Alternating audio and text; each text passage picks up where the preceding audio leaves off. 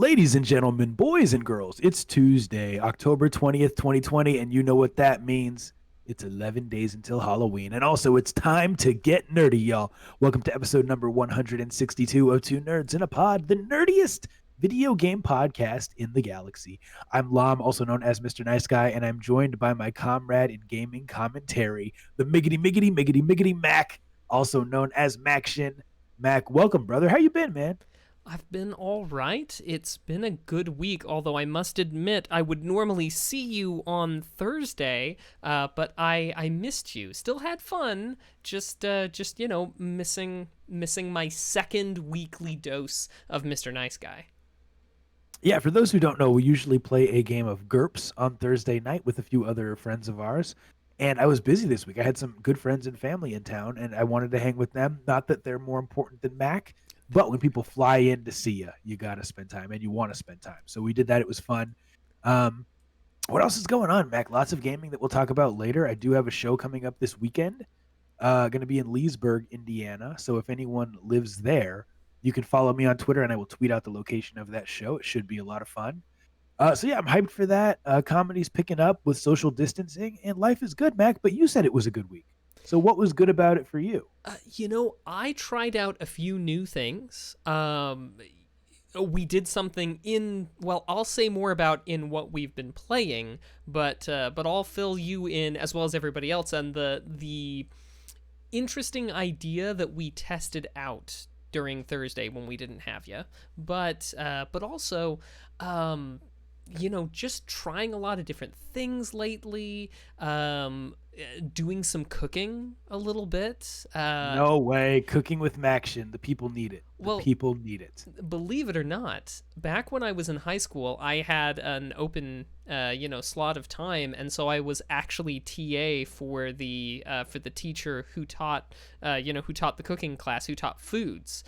So I was in the kitchen all the time, and it's something that I really enjoyed, and I'm starting to plan out some meals and try out some stuff. Anyway, it's kind of fun to rekindle a love for something that you haven't done in a while. So I feel like it's been, even though it's not been an exciting week, I feel like it's been a very fulfilling week, and so good overall, I would say. And So that's here's what I have got to know, because you say you cooked stuff and then you don't say what it was. And I feel like that's just not acceptable. So I need to know, were you baking? Were you grilling? Were you sautéing? Were you sous videing? Were you doing other things that are other words for cooking? What were you doing? Primarily sauteing and boiling, I would say, were the two big activities. But I was doing a lot of work related to Indian food. Made some gram masala spice, did some curry, some rice, and the like. And I've got more upcoming, but I did a lot of prep work because being away from basically everything where I am right now, where I'm living, there's a lot of stuff that I don't have access to, so it's just that much harder to scratch that Indian food itch. So, Well, I'm going to talk to Mrs. the Mac later and find out how it tasted. But this is not a cooking show. This is a video game podcast. And Mac, I say we do what we do best and hop right into the video game news, my friend. What do you think? absolutely. Video game news, ho! Episode 162 is a go. Thank you for tuning in here live or after the fact on podcast services. All right, so let's jump right in, Mac. We got some interesting stories. It was more of a slow news week, in my opinion. Well, not every news week can be like last news week. No, last week was freaking fantastic. But let's talk about one of my favorite games, NBA 2K21, and something that went down within that game this week. This is on Polygon.com, written by Owen S. Good. It says the NBA 2K series is taking fire again for the appearance of unskippable loading screen advertisements that show up in the main game. This weekend, Stevivor reported that an ad for Oculus Rift, I think it means to say, it says Oculus Road, but I think it's supposed to say Oculus Rift, before the usual episode of NBA 2K TV, which precedes a game loading in any of NBA 2K21's multiple modes. The prompt to edit lineups as the game. This is written really badly. I'm sorry, Owen. No disrespect intended. I'm just going to summarize what's going down for Mac, but I appreciate you writing this story. So Mac, bottom line is there's some unskippable ads when you try to enter certain multiplayer modes in NBA 2K21, and they're advertising the Oculus Rift. They are unskippable, so you have to watch them before you are able to play your game. What do you think? Is this crossing the line, or is this effective advertising? Well, I mean, we all know that that's kind of what you're getting into when you have a game that's free to play, that you're just not going to be able to escape advertisements. This is No, how just real quick. NBA 2K21 is not Mhm. free to play. It's not free to play. No, you pay for it for sure. Oh, wow. Yeah, I bought it this year. Sorry, So I I'm know. trolling. I am absolutely trolling here. I knew, but I mean, no, that's ridiculous. You paid, what did you pay? $70 for NBA So 2K21? I bought the Mamba edition that comes with the PS4 and the PS5 game. So I paid I think 95. No, I paid 89. 89 for both versions in one package. And then unskippable ads as part of the loading screens. Yeah. I'm sorry, man. You've been done dirty. Yeah. That's kind of how I feel about it too. I mean, I feel like maybe a bigger deal is being made out of this than it should be because I think that it's just the fast food society that we live in. People want everything now. They want it quick. They want their games to load in 2 seconds. But if the game is loading anyway and there's an ad that you can't skip, yeah, it sucks. But if it's for something that's targeted at your demographic anyway, I don't see why it's that big a deal. It's not like they're political ads. This was an ad for the Oculus Quest 2, which just came out. It's Well, maybe frustrating. maybe they're not that kind of advertisement yet. But is this not Sure. the slippery slope? That's a very valid point because if they do that, who's to say that they won't do political ads someday, right? Or even something that's universally offensive someday. Or even they might start running ads. I mean, who's to say how much is that space? How much are they selling that for? Obviously, they're not advertising in-house because it's not like it's advertisements for their next thing. So obviously, they're open to third-party advertisements. Oh, sure. Do you Sure. want those unskippable cutscene, loading screens to have advertisements for Hero Wars, the mobile game? Can you rescue the princess? Only 5% of the people who try this puzzle can complete it. No, I do not want that at all. Understandably so. Yeah, but you know what? I watch TV or I watch sports and there's unskippable ads, right? And so my only solution in that situation is to get up and to go do something else or just to mute them or just to not pay attention. And so to me this is not really anything different. NBA 2K21 and sports games in general often get a bad rap because there's virtual currency that's purchasable and some people see it as play to win. They see it as a money grab every year, a cash grab. And so I don't feel like this is going to hurt their reputation, but I don't feel like they have crossed any type of moral line, in my opinion. So, do we have some comments on the chat, Mac, on this before I continue to the next news story? Well, aside from just some people saying hello, Galvatron reiterates his position that gaming is one of the most disrespectful industries to its customers out there, and I am very inclined to agree for reasons that I have, gone on ad nauseum in the past. But ads and quote ads and their constant reaching into pockets is one of the many examples, and I'm very much inclined to agree, especially where we're talking about a game that you already paid quite a bit of money comparatively. Annually as well. Yeah. Annual release. Yeah, I'm with you. Cool. Well, let's keep things moving, Mac. Let's talk about virtual reality since we were just talking about the Oculus Quest 2. This is by Liana Rupert on GameInformer.com. The Oculus Quest 2 is now available, offering a wireless virtual reality experience for those craving new adventures. Whether you're looking for a shooter or a way to get some cardio in, here are a few of the best VR games for you to play with your new Oculus Quest 2. Now, Mac, I want to get a question for you. What innovations do you, before I read these, and then you can answer it after I read them, what are some innovations we could see in the world of VR, as far as maybe social experiences or just whatever that we cannot do on a console or a PC? Like, what do you want to see from VR within the next 10 years? Here's the games that are listed as some of the best: Vader Immortal, Walking Dead Saints and Sinners. I've heard a lot about that one since I got my VR headset. Star Wars Squadrons as well. Mac, have you heard about this game at all? Yes, I have heard whispers of it. I don't know anything about it though. So effectively, it's a Star Wars game where you spend a lot of time in the cockpit and you're wearing virtual reality headset. So you look up, you see the roof. I mean, apparently it's just amazing. And you can also use those little flight simulator controllers, to make it seem like you're actually in the cockpit, or you can just use a traditional controller. But apparently it's really hot right now. I have not tried it yet, but eventually I'll get around to it. Star Trek Bridge Crew, Super Hot VR. What else we got here? Phantom Covert Ops, Myst, Half Life Alyx, a game that we all have heard of. Audica, Moss, which is a platforming 3D game, and Beat Saber multiplayer. So there's a lot of really legit games out there. Mac, what would you like to see innovation wise in the VR industry? I have to admit that I think because I have so little interaction with VR, except in a conceptual fashion, I don't know as I can really conceive of what the improvements I would like to see because I just don't have enough experience with VR yet to know what I want. You know what I mean?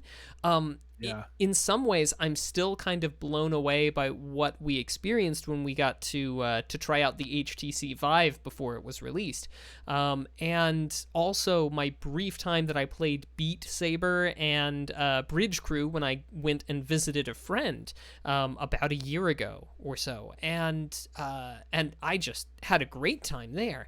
But I don't think I've experienced enough of what the platform has to offer to know where I would like it to go in the future, with the exception that I would love more, I would, of course, love fewer wires, which it sounds like we're getting toward. And I would like more movement, or at least the ability to, to work in movement solutions. And Yeah. I guess the third one would be decrease in, like I know watching those 3D movies, I would tend to, after a little while, get a little bit of a headache. So I would love for, innovations to try and decrease nausea and headaches, because I know that's something that a lot of people deal with. But those are just the only things I can come up with. Anything more than that, and I would just be completely crazy. Yeah, so it's interesting, when I first got into it, I thought, because I have the headset now, and I thought Half-Life Alyx, Skyrim, that type of stuff.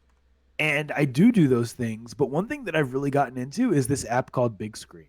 And it's effectively an app that lets you watch movies or videos or whatever people are playing in a virtual theater, and you can socialize with others while you watch it, or you can mute them. But it's just kind of cool. Like, it's just a unique experience. And some people have just social rooms set up where you have an avatar that's created.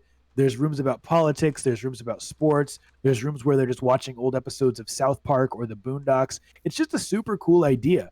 Now, as a comedian, the one thing I would love to see is something that allows us to work out our material in a virtual room. I think that that would be a very cool idea. You know what? They did one of those live concerts in Fortnite. I would love to see Mr. Nice Guy headlining at a comedy, at a comedy club in Fortnite.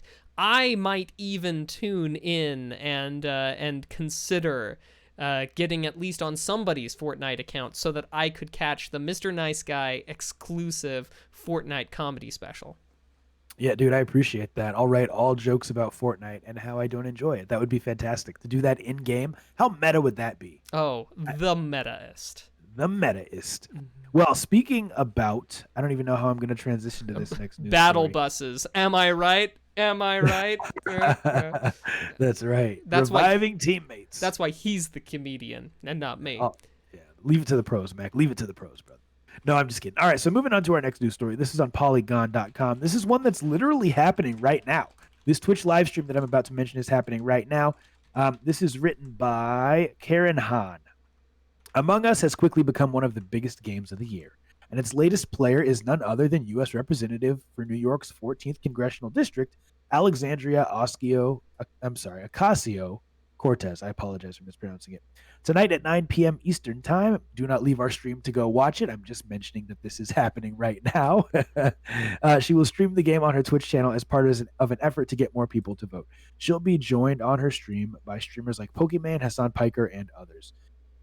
So Mac, here's my question. Like, and I don't want to like ask a leading question. So let me just ask you, what are your thoughts on this as a method of getting people to vote?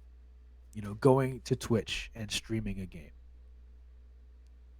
I don't know. I mean, I feel like I don't know if there are that many people who would not vote, but for this outreach by AOC, now feel inclined to vote. Um, I mean, obviously, the parallels of voting, of voting out whomever an imposter might be is certainly one thing. And there are parallels there, and sure, it's funny, and I am sure that tons of people are watching that.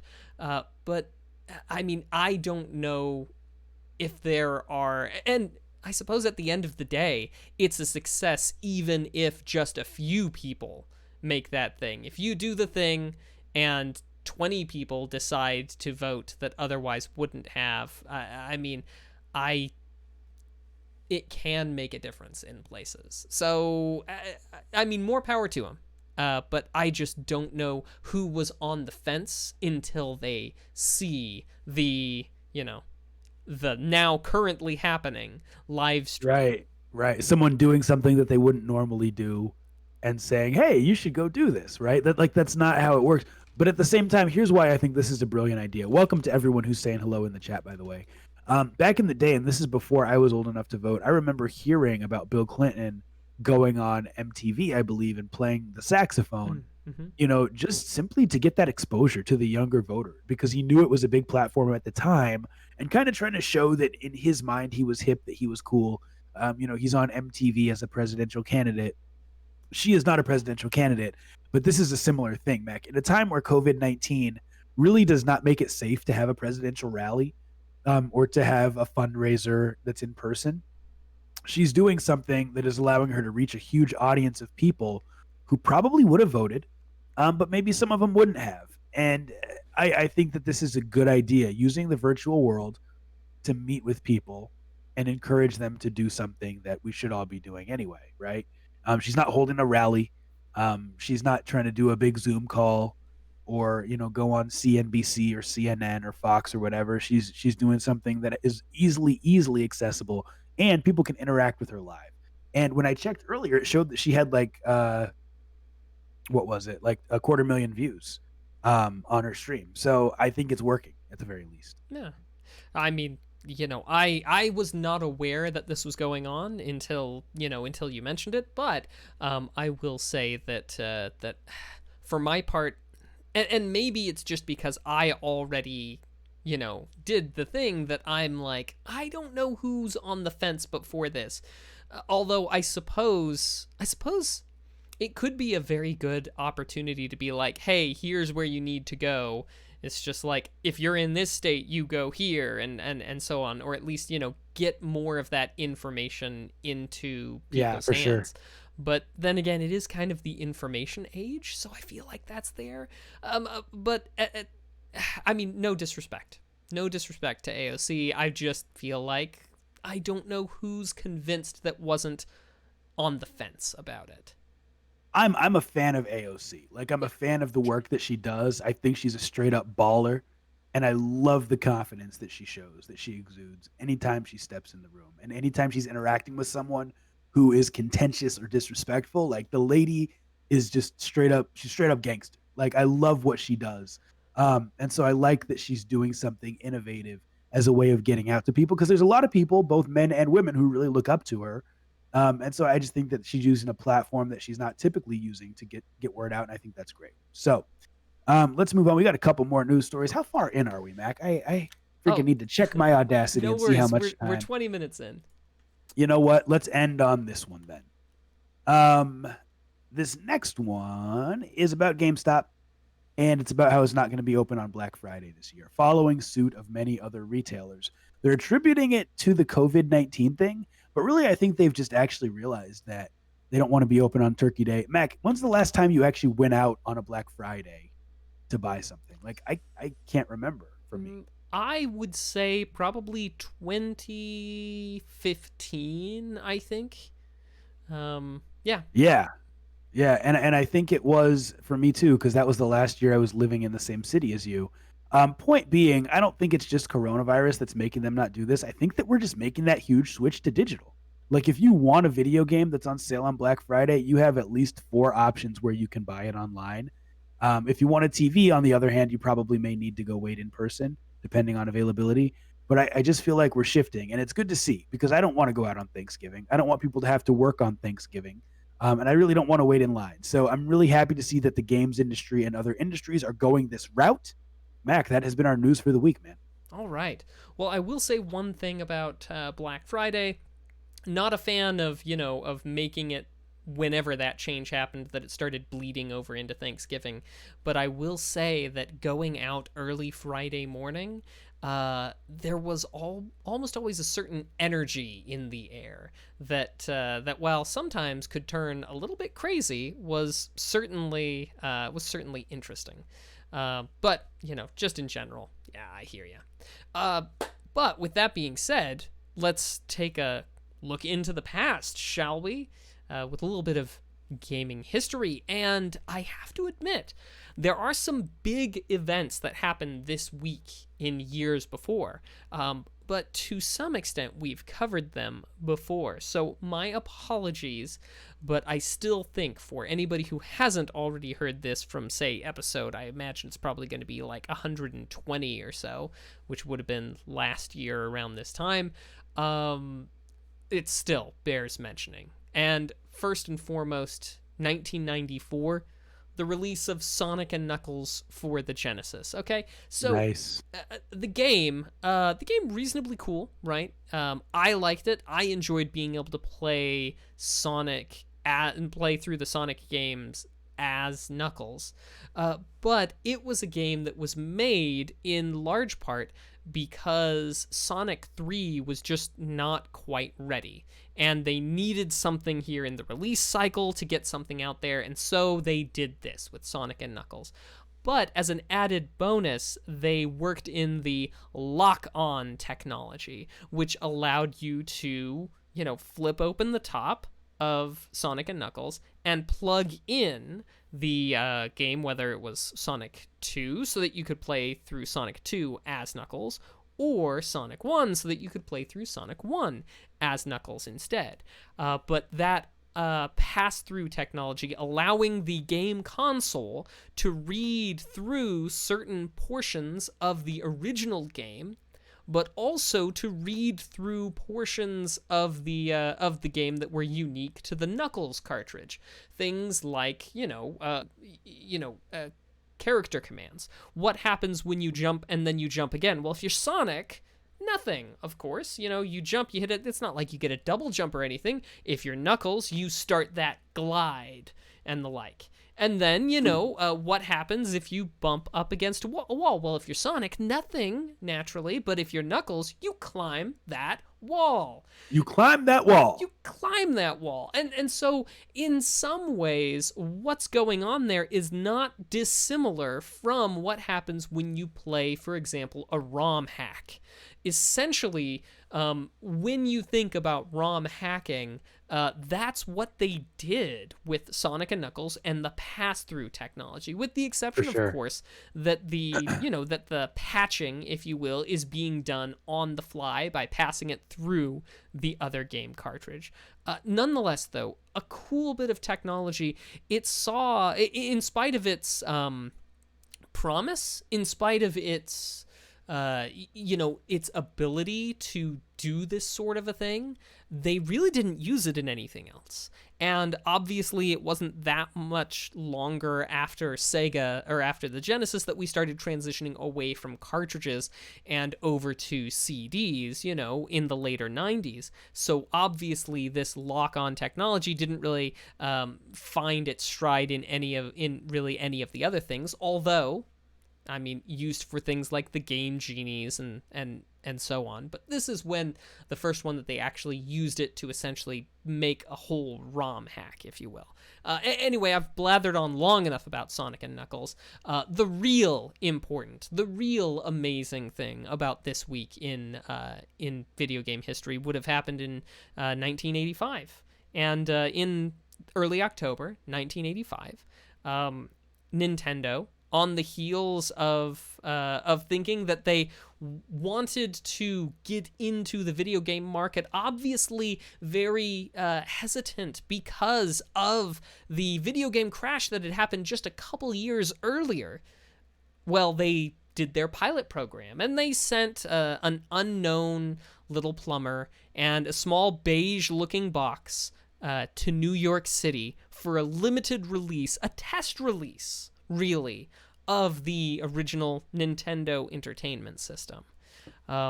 They sent a limited number of consoles. They set up displays where people could come in and play the original titles and try it out in these department stores and the like, toy stores and such. And surprisingly, or not surprisingly, as it may be with 2020 vision, because not only are we looking backward, but it's also 2020, and it's vision, it's jokes, but that it turned out all right for Nintendo. And that's where we kind of started to get the bounce back from the video game crash. So cheers to Nintendo, cheers to the original Nintendo Entertainment System and its limited launch in New York this week.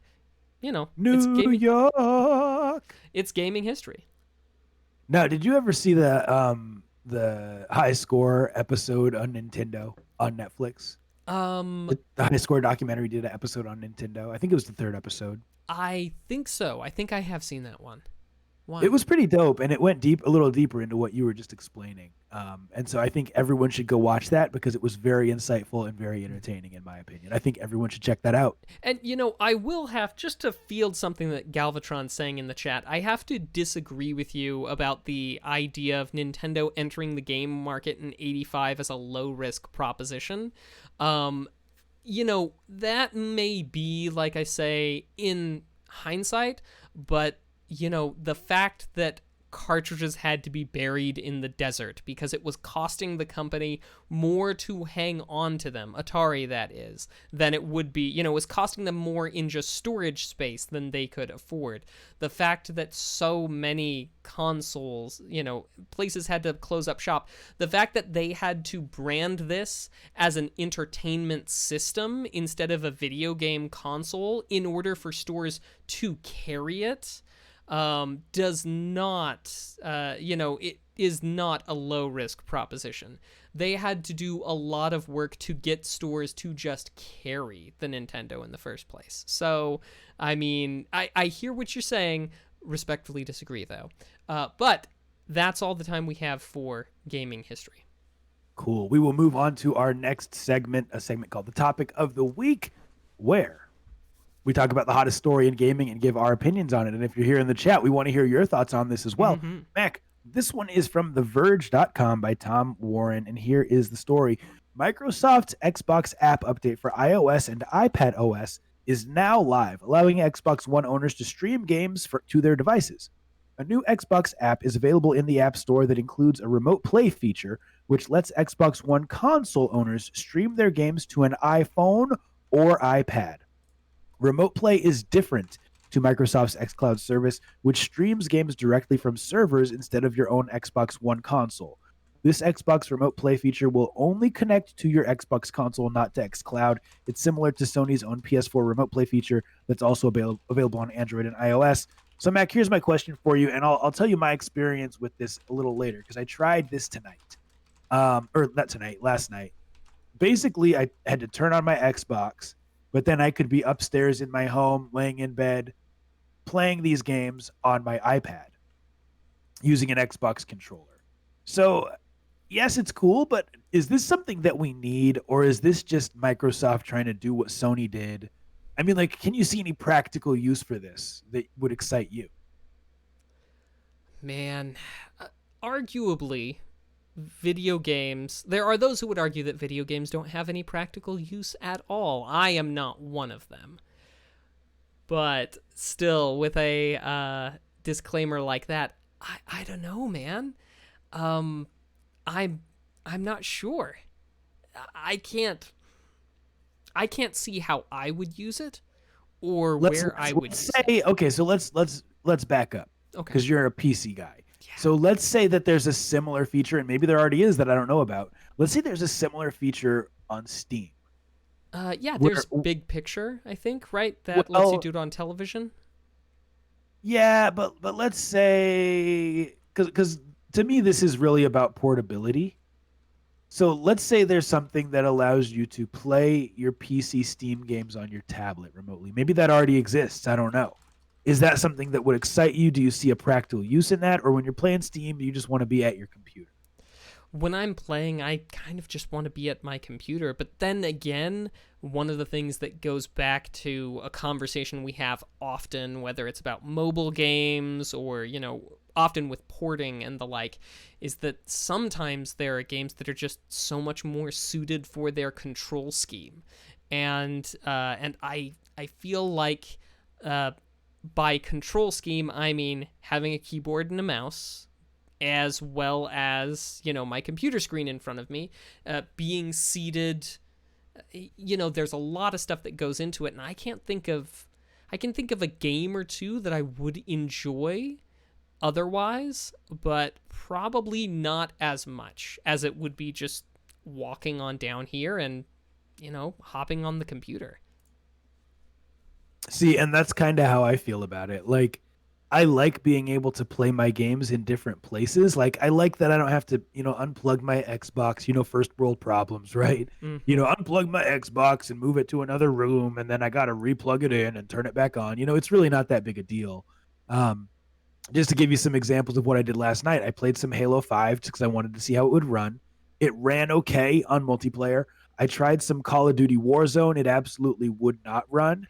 And then I tried some Witcher 3 because I was like, where this really shines is the single player thing. Maybe you want to lay in bed and you want to play this game without having to move your stuff around. And that worked really, really well.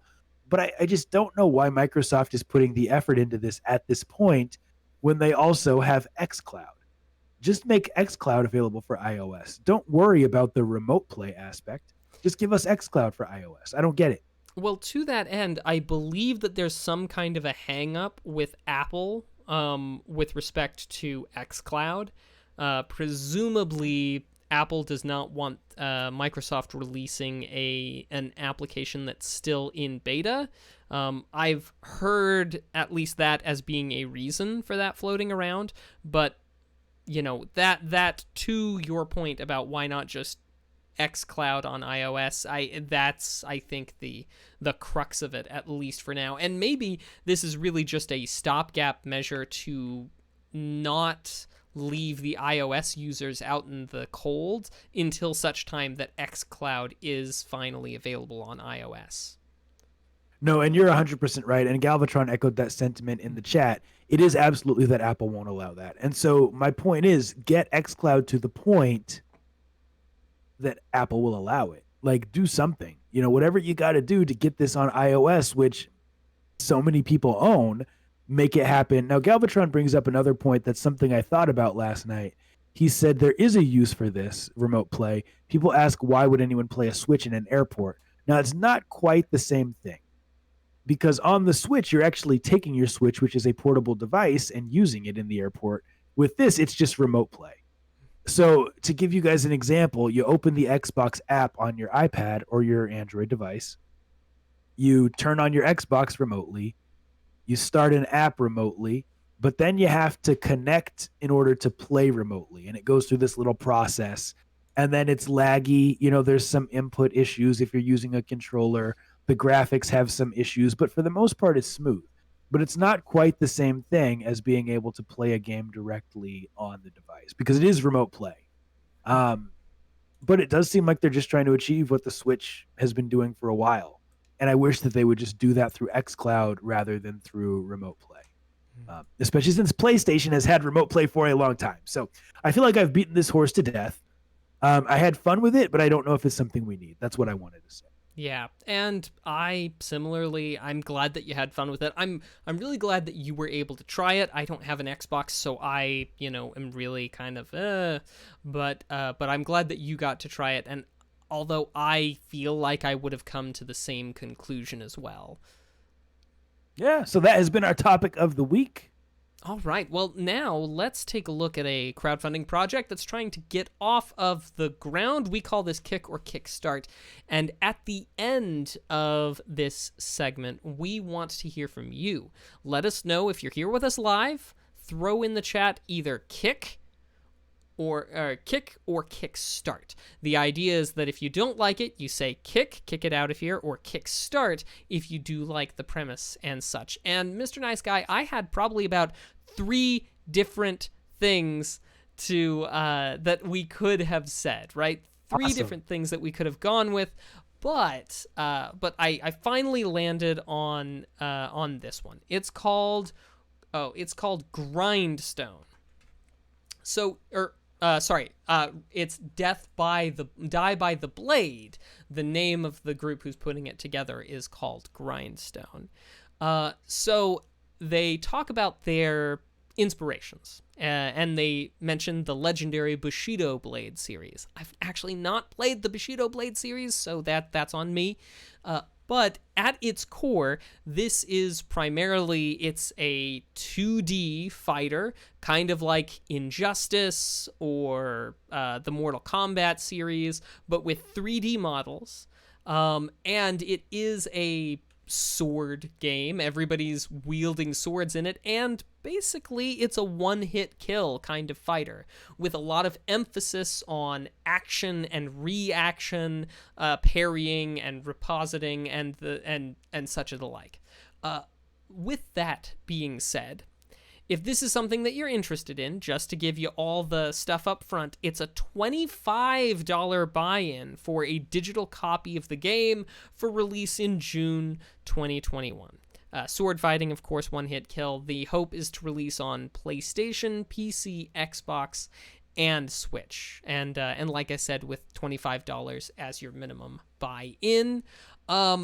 The graphics look pretty nice. I especially like where they're kind of going. Some of the rewards leave me a little bit wondering, like, obviously there's Kickstarter exclusive skins for the characters, but then again, it's stuff like a samurai mask. I'm like, okay, that's cool, but I mean, I don't know if that's the kind of physical that I would want from a thing. They do spend a little bit of time pointing out that that a lot of they did motion capture for a lot of the 3D models and the like. But yeah, like I said, some of these things like 3 posters. 3 high-resolution posters for you to download. For example, if you $25, it's a digital game on release, right? And these digital posters, or $10 if you just want these 3 high-resolution posters. Facepalm.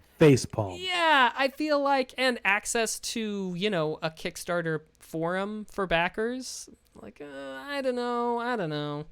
Yeah, anyway, obviously, I have some strong opinions. Finish your thought. I'm sorry. No. Strong opinions from you first, and then I'll give my strong opinions second. I can't believe that anyone has given this game money, to be honest with you. Why are you using motion cap in a 2-dimensional fighting game? Motion cap is expensive. My understanding is it's a hard thing to do, and it costs a lot of money and a lot of time. For a game that is probably your first or one of your first, and you're only asking $20,000. When I say only, I mean that's a relatively small amount for a Kickstarter game, $20,000, and you're gonna do motion cap. Like, I just don't understand some of the decisions that people make. Also, really, a one-hit kill game, a one-hit kill multiplayer game. Seriously? What was the name of the one? It was Nilhogg or something like that. I don't know. That was a one-hit kill sword game that was actually quite well received, and as I understand it, very delightful. But yeah, sorry, you were saying. Yeah, dude, I just see way too many problems with this. I will say I agree with you. The graphics look phenomenal. But I can't imagine that this is going to be a complete game, or that even if they get funded, that they will be able to complete this game for $20,000 Yeah. and get it onto PC, PlayStation, Xbox, and Switch, because there are individual licensing fees for every single one of those platforms, and I just can't believe that for 20K. Mac, think about how many times we've looked at a Kickstarter that's set to go out only on Steam, and then they have the Switch as a stretch goal, and usually the stretch is like an additional $15,000 to $25,000. Yeah. This one is only $20,000, and they're claiming that they're going to get it on all four of these. In So June, no less. Right, of 2021, right? Mm-hmm. And that's not that far away. So I just think this is absurd. I'm not going to be nice about it. Yeah, the thing that really kills me about it is that there's no demo. I mean, there are some pre-things, and they even mention that people like it, right?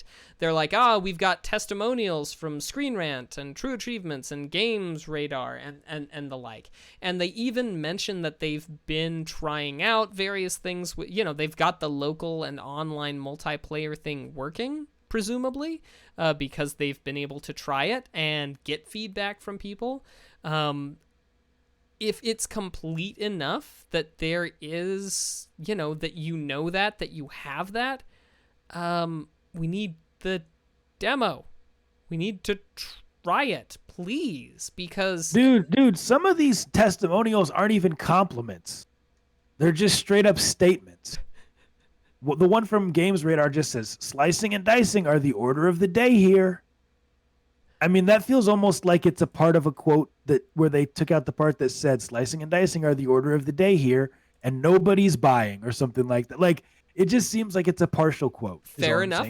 Many of the others do as well. Yeah, it could just be a tweet that somebody said, I saw this render. But I mean, but they do, and I can't find it right now, nor am I going to bother to scroll through to find it. But I know when I was reading it before that or maybe it was when I was watching it, that there was some commentary about people actually playing it and giving them feedback. And if it's in a position where you're able to get feedback, I would appreciate the ability to try it out. And yeah, so kick it for me. It's just this is one I would kick it, and then I would walk over to where I kicked it, and I would kick it farther down the road. I'm sorry. I know this is mean, but this is just not. This is not an acceptable Kickstarter, dude. This is not something that we want or that we need, and it's not well put together. I'm just being honest. Yeah, I mean, the visuals look nice and impressive, but, there's not enough there to intrigue me. And I'm kind of with you. I'm surprised that it has garnered what it already has. But, they can't all be winners. Good luck, Grindstone Games. Keep your nose to it. And, well, that's been Kickstart. And I think we're all in agreement, both here as well as in the chat as well. So, that being said, we're going to move on now to a little thing with trivia, but before we start Nerdflex, I have to say that there are still unclaimed sound tests out there. Episode 131, 135, 138, 142, 147, 155, and 159. I've got stuff to share. You just have to figure out, solve the riddle, find the solution, tweet at us, #soundtest, tweet at 2nerdsinapod, and correctly identify the sounds from those episodes, include the episode number, obviously, and win yourself a Perler. So, what was the most recent one? 160? 159. 159. I will give you guys a little. I won't say any hint about what it is, but I will tell you guys. Let them do it on their own, and there will be another one next time in episode 163 as well. Just go listen to episode 159 and guess what it is. That's all I'm going to say. All right. Okay. So it is time for Nerdflex. A segment where you, the a viewer try to stump the host, and maybe one in every 160 episodes, you do. So we have our test bank of questions. If you are here live, please get those questions into the chat right now. Please make them multiple choice and not just random questions like how many coins are in the third level of Super Mario Brothers? And then we have to try to be like, all right, there was 1 over the pipe. There was 10 if you go down the pipe. There was 7 question blocks, because those types of questions nobody can get right. So Mac, we'll start with 1 or 2 from the test bank, and then we'll move on, my friend. How do you feel about that? Let's do it. All right. Konami. Okay. In which Konami game does the player lose and then gather the character's body part? Oh, I know this one. Do you? Because I have no idea. I'll read it one more time for the people at home. In which Konami game does the player lose and then gather the character's body part?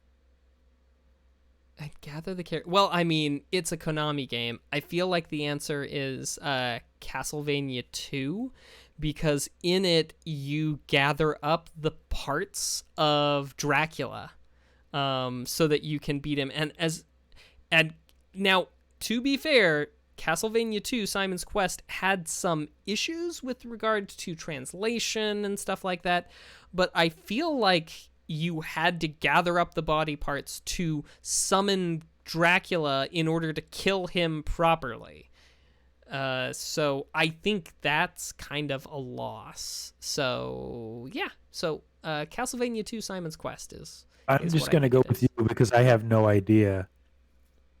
The thing that makes me wonder, though, is it says, do you lose and then find? So yeah, I mean, and that's what I'm getting at with I think because you are gathering the body parts in order to kill him, kill Dracula, that, implicit there is that you did it wrongly or that you lost, so that then you have to do it, I think. Okay. But then I'm again, gonna go with you. But then again, no, you win at the beginning of that, right? Okay, yeah. So Simon's Quest, Castlevania. Okay, Castlevania 2, Simon's Quest, final answer. And the correct answer is, oh boy, Never Dead. Not a game that I have heard of. Seems to be a lesser known Konami game. We're 0 for 1. Yeah. And that's okay, Mac. No, that's okay. I'm disappointed in myself. It's all good, dude. Let's keep things moving. Get those questions in the chat if y'all have some questions for this week. Looks like we have one that just came in. Surprise, surprise. It's a Pokemon question. Mac, why don't you read this one for us? Spennis is our resident Pokemaster. In Pokemon, what move type would a Nidoking have immunity to? A, fire, B, electric, C, water, or D, ghost? I think the answer, I feel like D, ghost, is the correct answer there. Nidoking was kind of like a rhino-like character, right? If I remember correctly. I believe Nidoking was a normal type Pokemon. And yeah, I think there were like some horns. Like characteristics. Yeah. And clarification, immunity meaning what type move does not do any damage to it. Yeah, I hear ya. So I think ghost, because I'm pretty sure that I, with my Pikachu, have thunderbolted Nidoking, I feel like. But wait a minute. Maybe I'm thinking of the wrong one. Nidoking? Yeah, I think I think so. Yeah. I think ghost. Did you guys hear that lightning on my end?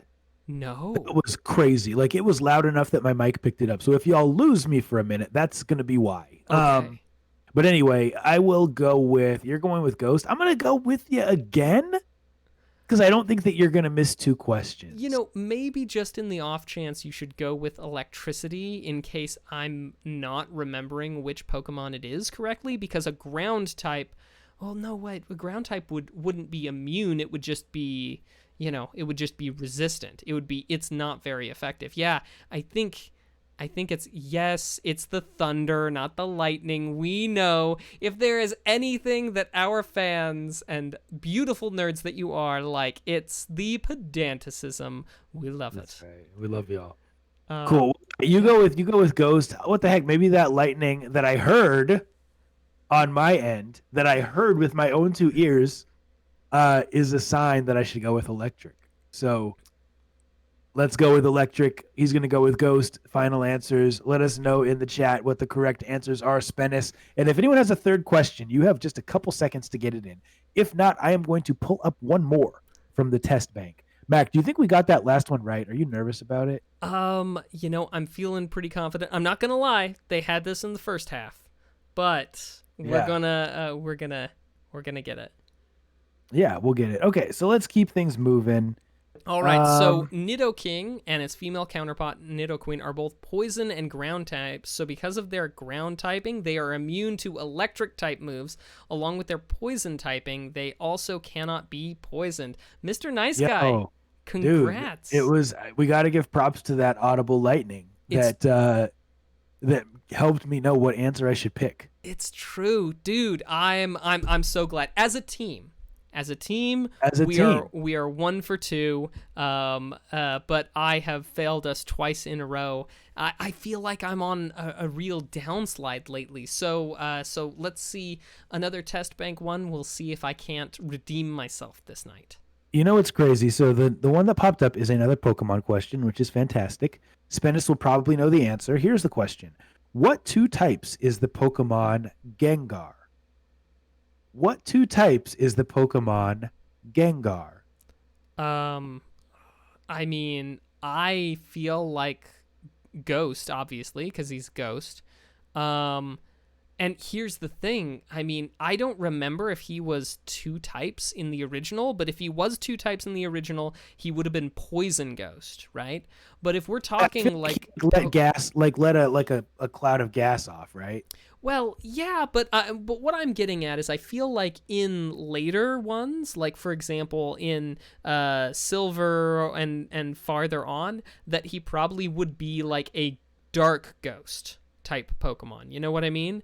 I feel like once they opened up those additional typing options or type options, that it would have picked up dark more than anything else. Yeah, I think you're right. Was it a purple Pokemon? I seem to remember it being purple in color. Yeah, he's purple. I mean, and that's why his first appearance was in Pokemon Red and Blue, and it would have had to have been something like, Poison Ghost. I mean, probably not Ghost normal, but Poison Ghost feels Why don't we try Poison and Ghost? Final answer. Let's see. Sure. Keep things moving. Dude, Ghost and Poison. Hey! Mac comes through in the clutch. We got 2 for 3 tonight. Good work. 2 for 3. Man, my heart was going a mile a minute for a minute there, but I'm glad I could redeem myself. Thank you, everybody, for your questions. We will get to more of those next time, so hold on to those gaming questions, and we'll hit you next time in Nerd Flex. But now it's time for a little bit of legalese. As you know, I'm not a lawyer. I just play one on a podcast, and I am I'm not a lawyer in the US, so I'm especially not a lawyer in the UK. But there is a little bit of news out of the UK that I thought was worth noting. Mr. Nice Guy, I am sure you are familiar with, especially because I mentioned Hero Wars at the beginning, or earlier on, but I'm sure you're familiar with Hero Wars advertisements for the mobile thing. Sure, yeah. Let me read a description. A paid-for post included the caption, "Think you can do better?" The ad included a video which showed 3 cartoon characters of a man, a woman, and a burglar. The video showed pins being pulled out in an attempt to unite the man with the woman without meeting the burglar. Throughout the video, the on-screen text at the top stated, "Help her escape." Sounds familiar, right? We've seen this kind of thing a million times, but that's not talking about Hero Wars. Rather, it's talking about a thing called Homescapes, which is a mobile game, almost definitely a clone of Hero Wars, or whichever direction it came from, made by a company called Playtrix. So there is an advertising standards authority in the UK. It's a separate entity. We would have something like the Federal Trade, the FTC, which would govern, say, advertisements and the like. But theirs is done by the ASA, the Advertising Standards Authority, and people lodged a complaint about Homescape's Across the Pond's version of Hero Wars, and their advertisements not being, true to what they are actually peddling. And so the UK, right, their ASA said, oh, yeah, no, this isn't in line with fair, advertising practices, and they cannot put up that form of advertisement again. So while it's not something that will impact us in the United States, because we are still being subjected to these, advertisements that have nothing to do with what the game's actually like, as in a la Hero Wars. But in the UK, at least, they're not gonna take it. So. No, they're not gonna take it. They're not gonna take it anymore. So, yeah, it's done. And congrats to them. I kind of wish we had some of that going on, or rather, not going on here. But again, not a lawyer, and I'm definitely not a UK lawyer, so that's just a little bit of legalese. And that's been our show. Oh, I'm almost forgetting. We have to talk about what we're watching and what we're playing, don't we? That's exactly right. And if you're here live, you have a job to do. Let us know the stuff you've been playing on your consoles, on your mobile, on everything, and the stuff you've been watching on YouTube, on Netflix, on Hulu, on Disney Plus, if you're not Maction, maybe even on Blu-ray, because we're always looking for cool, nerdy stuff to get into. So let us know in the chat right now. Mac, I'll lead off if that's cool with you. Absolutely, lead. I'm seeing absolutely Lee, huh? I'm seeing some musical references in the chat, which is interesting because my family that was in town got me into a little show called The Masked Singer.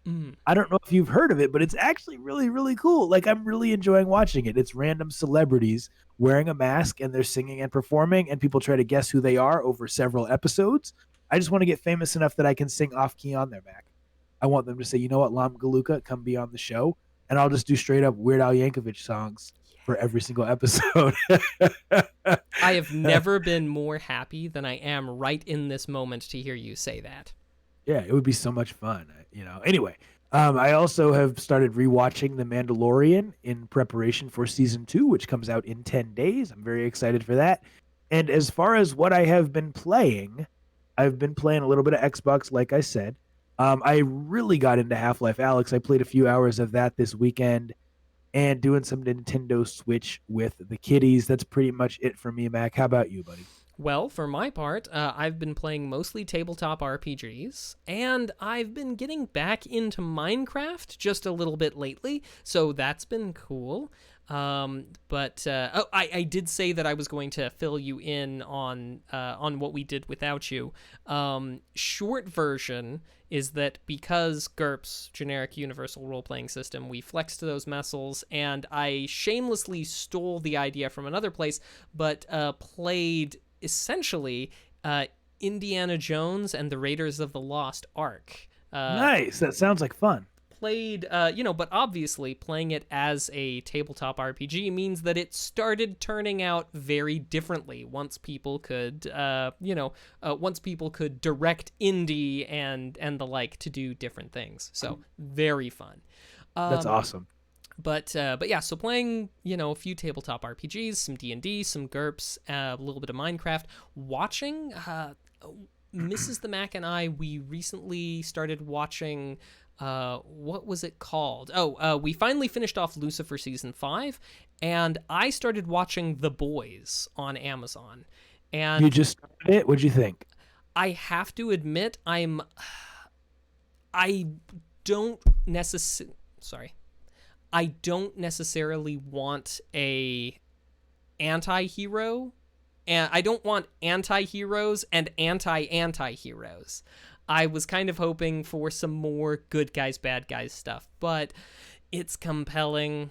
So I've given it a pilot +3, and I think I'm going to keep watching it in spite of my initial distaste. So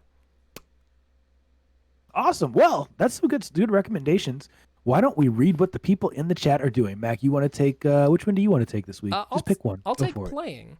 Do it. So Rolf is playing Partisans, 1941, Hearts of Iron 4, and as always, Slay the Spire.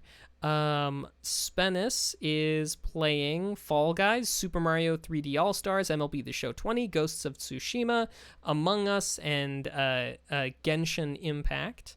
Ishmobile's playing GURPS. Metzgirl is playing GURPS and D&D, Minecraft, and Among Us. AR Wilson is playing NHL 21, Madden 21, and NBA 2K21. Although, just bought it yesterday, so lots new to learn. And Galvatron's playing Burnout Paradise, Forza Motorsport 7, Tales of Vesperia, The Walking Dead, the final season. And apparently, that's so much better than the show. But that's what people have been playing. Nice. As far as what people have been watching, Galvatron's watching The Haunting of Bly Manor on Netflix, A Quiet Place in 4K, Borat on Prime Video, and Spennis is watching Cobra Kai. As Max says, it's a advertisement for, what'd you say, for being sober or something like that? Like it's a PSA for that. I think you said that a couple weeks ago. Yep. The Simpsons, and he's watching The Mandalorian. Ishmobile's watching The Good Place, fantastic show. Metzgerl is watching Star Trek Deep Space Nine, Shannara Chronicles, and that is it. And I think that's it, man. Oh no, we got House, who's watching Vampire. Oh no, he's not. That's what he's playing. He caught up on Supernatural, but is playing Kodelka and Vampire Hunter D. So yeah, nice. Mac, Thanks. Oh, why don't you take us home, man? Absolutely. Thanks, everybody, for being here. Thank you for sharing the nerdy stuff you're into and the nerdy questions that you had with us. It's great to have you, as it is every time, and be sure to tune in at 8 p.m. Mountain, 9 p.m. Central on Tuesdays here at twitch.tv/2nerds-in-a-pod. Keep being nerdy, be excellent to each other, and we will see you next time. Deuces. Go vote! Go vote indeed.